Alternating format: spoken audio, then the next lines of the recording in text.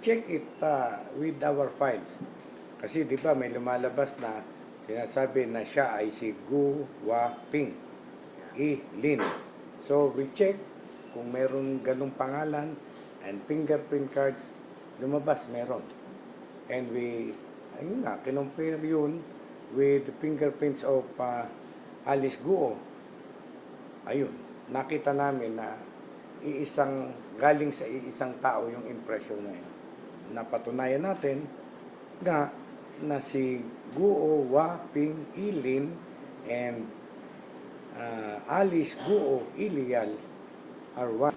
Upon the request of the Senate, particularly Honorable Senator Monteveros, nagpunta kami ng examination on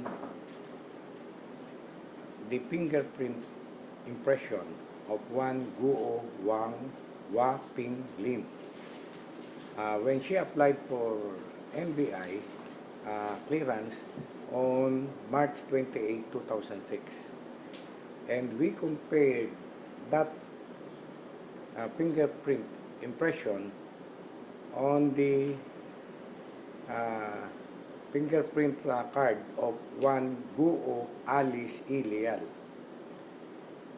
And we found out that the fingerprints of Guo Wa Ping Ilin and the fingerprints of Guo Alice Ilial were affixed by one and the same person.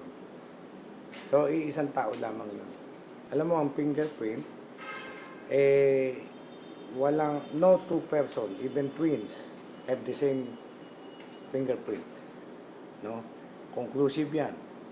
It is yung dactyloscopy ay infallible science of identification. Hindi nagkakamali. We check it with our files. Kasi di ba may lumalabas na sinasabi na siya ay si Gu Wa Ping E. Lin. So we check kung meron ganung pangalan and fingerprint cards, lumabas meron. And we, ayun nga, kinompare yun with the fingerprints of Alice Guo. Ayun, nakita namin na galing sa iisang tao yung impression na yun.